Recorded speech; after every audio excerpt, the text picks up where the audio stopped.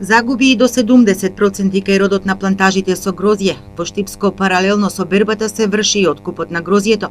Винариите подготвени во старт, но проблем се намалените количини бидејќи грозје нема, иако и она малку што се носи е со добар квалитет. Штетите од зимото, од ниските температури, од пролетните мразови, од сушите се големи.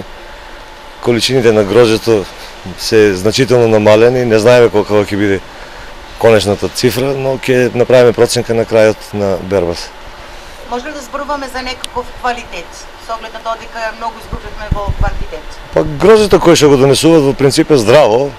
Сега параметрите од грозјето кои што подоцна ќе ги утврдиме ние со преработката ќе бидат за оценување подоцна, па тогаш ќе може да зборуваме и за квалитетот на виното. Ќе се соочи винскиот сектор со недостиг на суровина за производство на вино, како и преработувачката индустрија годинава, или ќе се потрошат залихите на вино од ланската реколта, која беше една од подобрите. Да се надеваме дека нема да дојде до тоа, ние собираме максимално колку ќе може да се собере.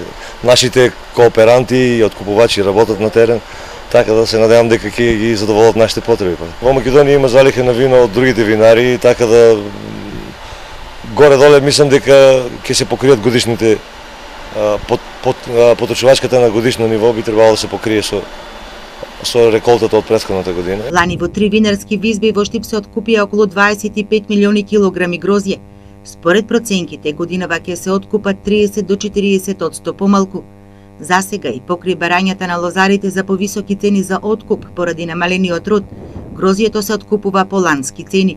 По шеќерни единици вранецот по цена од 13, а смедеревката по 11 денари за килограм.